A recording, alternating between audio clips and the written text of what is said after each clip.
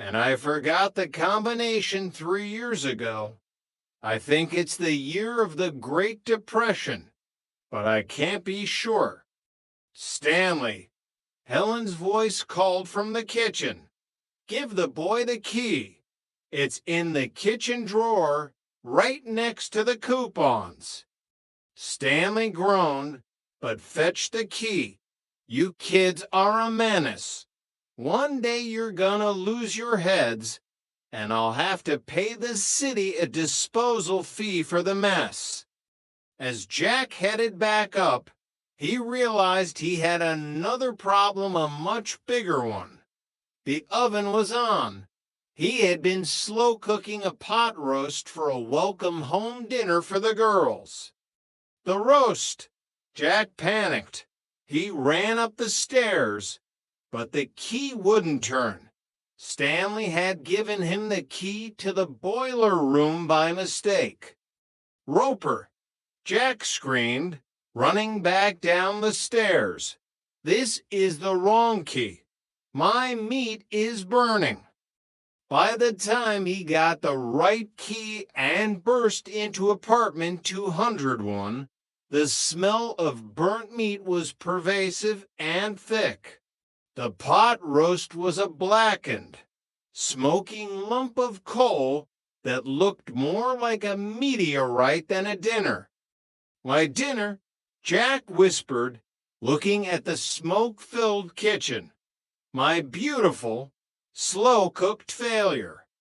When Jeanne and Chrissy returned later that evening, they found Jack sitting on the balcony, staring at the sunset with a haunted look in his eyes.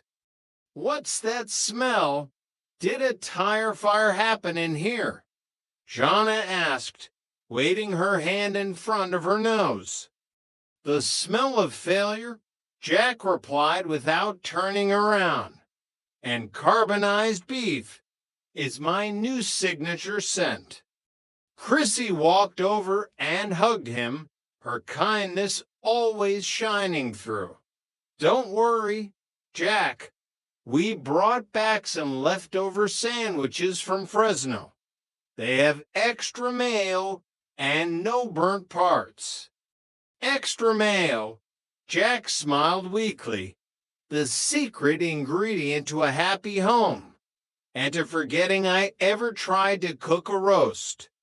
Chapter 12, The Great Mix-Up. The following Tuesday began with a misdirected piece of mail that would change their social standing for exactly 4 hours.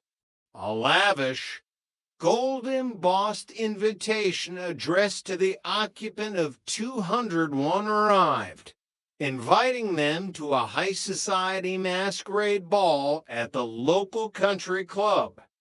A masquerade, Chrissy squealed, holding the card as if it were made of solid gold. We can be anyone. I've always wanted to be a princess from a small European country with a lot of mountains. Or we could be realistic, Jana said, taking the card and looking at the fine print. It says there's a $500 entry fee per person. We couldn't even afford the masks, let alone the tickets. But Jack, ever the optimist and the schemer, had a plan. One of his classmates at the Culinary Institute was the son of a club member. If I can get us in through the service entrance, I can work the kitchen while you high mingle. We'll get the fancy food and the atmosphere for free. It's a win-win. And what about the costumes? We can't go in our street clothes, Jean asked. Improvise, Jack cried. Johnny, you're a florist be a dryad, a spirit of the woods. Chrissy, you're a vision in blonde. We'll make you a starlet. and I'll be the mysterious masked chef of the Orient. The night of the ball was a comedy of errors from the start. Jack, dressed in a borrowed tuxedo that was sizes too small and made him walk like a penguin, spent half the night hiding under a buffet table when Monsieur Pierre made a surprise appearance as a guest judge for the appetizers.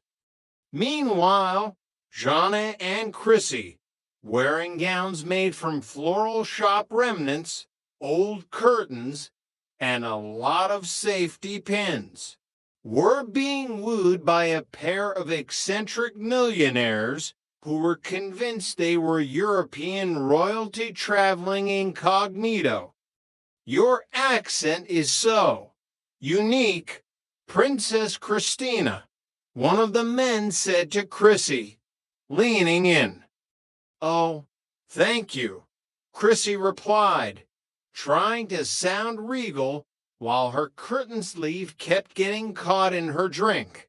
It's a Fresno French dialect, very rare, very exclusive.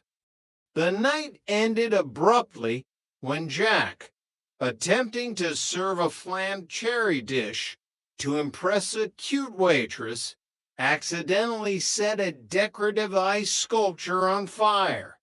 The resulting chaos, melting eyes, screaming socialites, and a very wet Monsieur Pierre led to a hasty retreat through the kitchen vents.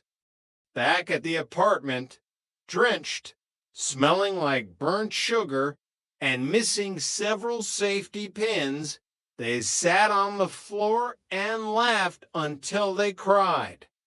Well, Jana sighed, peeling a piece of fake ivy from her hair. At least we didn't have to pay the $500. That's a savings of $1,500.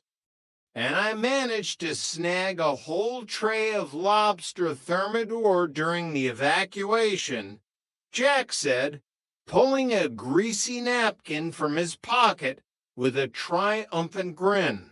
Who's hungry for some high society leftovers? Chapter 13, The Yoga Incident. Misunderstandings reached a new peak when Chrissy decided she needed to find her inner center and enrolled in a transcendental meditation and yoga class. Her instructor, a man who called himself the Great Shanty, but whose real name was almost certainly Gary from Burbank, convinced Chrissy that their apartment was a vortex of negative energy and bad vibes. He says we need to cleanse the space. Jack, it's for our health, Chrissy insisted, arranging crystals and strange-smelling rocks on the coffee table. No loud noises, no meat, and definitely no tripperisms for 48 hours. No tripperisms, Jack asked, deeply offended. My isms are what give this place its character. They're iconic. The cleansing involved a ritual of burning incense that smelled suspiciously like old Jim's socks and dried seaweed. Stanley Roper, smelling the smoke and fearing the worst, burst in with a fire extinguisher, convinced Jack was running a clandestine grill for a motorcycle gang. What is this? Stanley yelled, waving the nozzle around and nearly hitting the crystals. Are you burning tires in here? Is this a protest? It's sacred sage, Mr. Roper. We're cleansing the aura, Chrissy explained, her eyes closed in meditation. It's sacred stinking up my building and lowering the property value, Stanley retorted. If I smell one more leaf of that stuff, I'm calling the Board of Health and your parents. The great Shandy himself made an appearance later.